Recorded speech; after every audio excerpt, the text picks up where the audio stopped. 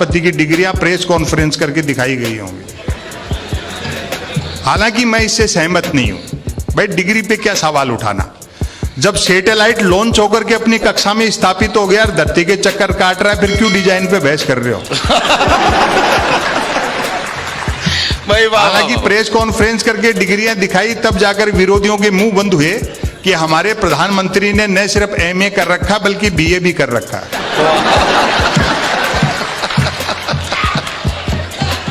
और अभी अंजुम जी बैठी पास में पूछ रही थी, बोले क्यों भाई जी, जब प्राइम मिनिस्टर इतने पढ़े लिखे हैं तो मैट्रिक भी करी रखी होगी।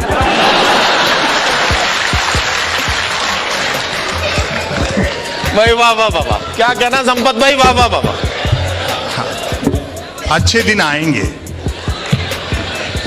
जब बुलेट ट्रेन चलेगी, सुनते हैं उसका किराया भी कम होगा और वो सवारियां लेने भी घर घर जाएगी। और गुजराती दिमाग लगाया है प्रधानमंत्री ने, शिंजो आबे से बुलेट ट्रेन के लिए कर्जा भी 50 साल के लिए मांगा है। वो जानते हैं 50 साल बाद न देने वाले बचेंगे न लेने वाले बचेंगे। और बाई दी वे 50 साल बाद किसी जापानी को अपना कर्जा याद भी रह गया तो वो जैसे ही कर्जा मांगने बंबई उतरेगा, अपन उन्हीं की बुलेट ट्रेन में बैठ के अहमदाबाद निकल लेंगे।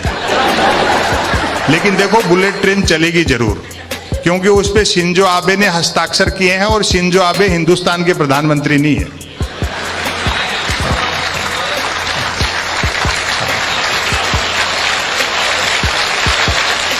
डिजिटल इंडिया होने से कई चीजें आसान हो गई। हम न सिर्फ 59 मिनट में 1 करोड़ का लोन ले सकते हैं, बल्कि 1 मिनट में 59 करोड़ का लोन लेकर के भाग भी सकते हैं।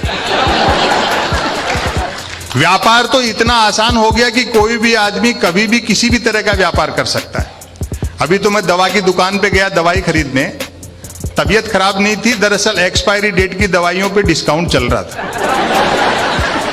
संयोग से उस दिन धनतेरस थी। दुकानदार ने पूछ लिया आज दवा की क्या जरूरत पड़ गई। मैंने कहा तबीयत खराब नहीं है, दरअसल 2 कारण है, एक तो आज धनतेरस है तो कुछ ना कुछ खरीदने का रिवाज है, और दूसरा आज के दिन पूरे बाजार में आप ही के यहाँ सबसे कम भीड़ थी। तो वो भी मजाक पे उतर गया, बोले यार ठीक करे हो, बाकी दुकानदारों की बिक्री देख करके हम भी सोच रहे थे कि दवा की दुकान के आगे एक दिन के लिए थोड़े बर्तन लगा लेते तो 2 पैसे ठीक से कमा लेते।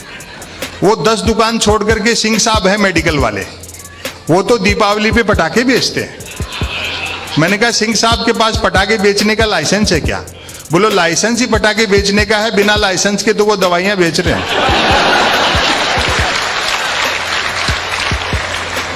कहते हैं कि साहब भ्रष्टाचार पे बड़ा अंकुश लग गया।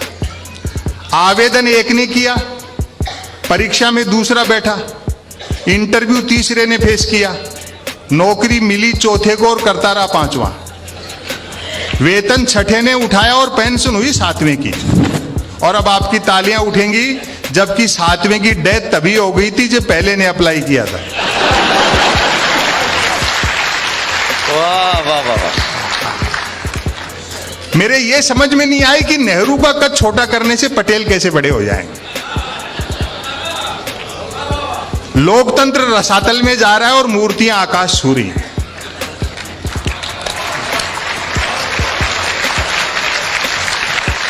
जी सरदार सरोवर के तट पे दुनिया की सबसे ऊंची मूर्ति लगाई गई सरदार पटेल की, उस सरदार सरोवर परियोजना का शिलान्यास ही पंडित जवाहरलाल नेहरू ने किया था।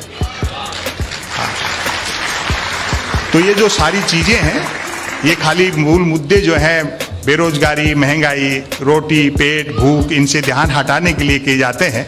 चुनाव आ रहे हैं, थोड़ा सतर्क रहना चाहिए। लेकिन इस देश की भीतरी ताकत बहुत मजबूत है। ये देश ऐसा है जिसने सही वक्त पर सही निर्णय लिए। हम उस देश के लोग हैं जो अतिरिक्त सतर्कता में जीते हैं, गाड़ी का इंडिकेटर देने के बावजूद मुड़ने के लिए हाथ भी निकालते हैं। हाँ। एक दफा कुछ दिया लिया आड़े आया कि मैं भी चुनाव जीतते जीतते बचाऊं। मैं मेरे विरोधी से 1 वोट से हार गया था। दरअसल हुआ ये कि मैं सपत्नीक मतदान करने गया था, तो वोटिंग मशीन पर मेरा नाम देखते मेरी पत्नी ने नोटा वाला बटन दबा दिया। मैं जिसे मेरा शुभचिंतक समझता था वो भी देश की शुभचिंतक निकली। वाह। और व्यंग पर आपकी तालियां उठेंगी। मेरा विरोधी भी मतदान करने पत्नी को ले गया था, लेकिन वो असली नेता था, सो खुद की को नहीं ले गया था। हाँ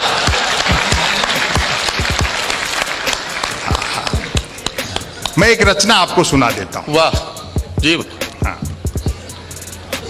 काफी आप लोग YouTube वगैरह पे सुनते रहते हैं इन चीजों को, लेकिन मुझे आदेश था रेहान भाई का, मैं वो रचना आपको सुनाता हूं। केपी सक्सेना जी इसी शहर के थे और वो गद्य पढ़ते थे मंचों पर, वैसा ही काम मैं करता हूं। हम जिस दौर में जी रहे हैं, ये मीडिया, सोशल मीडिया का दौर है। भौगोलिक सीमाएं घट गई, आदमी से आदमी दूर हो गया। बुजुर्ग लोग बैठे हैं, पुराना समय आप देखें, सुविधाएं कम थी, सुख बहुत था, संघर्ष था तो रोमांच भी था। आज आप महंगी गाड़ी में चलते हैं तो वो आनंद नहीं आता होगा जो पिताजी ने कभी 100-150 रुपए में साइकिल दिलवाई थी। हमने कीमत ज्यादा दे दी, उपलब्धि तो हासिल की लेकिन कीमत ज्यादा दे दी। दो चीजें हैं ब्रिगेडियर साहब, बाजार और बाजारवाद। बाजार हर युग की जरूरत है। बाजार का मतलब है जरूरत के हिसाब से चीजें बनाना, और बाजारवाद का मतलब है चीजें बना करके जरूरत पैदा करना। वाह वाह वाह वाह भाई, क्या कहना। चालाक अर्थशास्त्रियों ने सारे समीकरण उलट पलट कर दिए, वाह। चुंबक के गुण बाजार में भर दिए और मनुष्य को लोहा बना दिया। वाह वाह वाह। पूरी दुनिया का परिदृश्य देखो, जनता को लगता है कि अपने राजा का चुनाव वो करती है, जबकि 10-12 मल्टीनेशनल कंपनियां मिलकर के जिसमें चाबी भर देती हैं वो खिलौना चल पड़ता है। हाँ सही कह रहे हैं। वाह वाह वाह वाह। हमारे बच्चे स्कूल में क्लास में क्या पढ़ेंगे ये तक कोई दूसरा तय कर रहा है। मुंशी प्रेमचंद की कहानी ईदगाह पाठ्यक्रम से इसलिए हटा दी गई कि हामिद दादी के लिए चिमटा मेले से खरीदेगा तो मल्टीनेशनल कंपनियों के ब्रांडेड चिमटे ऑनलाइन कैसे बिकेंगे। हाँ हाँ हाँ। वाह वाह वाह वाह। वही इस लेख का सारांश है। रचना का शीर्षक है वे भी क्या दिन थे। डिजिटल इंडिया का ढोल पीटा जा रहा है। टेक्नोलॉजी अच्छी चीज है, समय के हिसाब से बदलना भी चाहिए, लेकिन जब एडिसन ने बल्ब का आविष्कार किया था तो बल्ब के कारोबारियों ने भी दावा किया होगा कि ये अंधेरे के ताबूत में आखिरी कील है। आज हम देख रहे हैं लोग अंधेरे का फायदा उठाकर चोरी करते हैं और चुराए गए माल का बंटवारा बल्ब जलाकर किया जा रहा है। वाह वाह वाह वाह।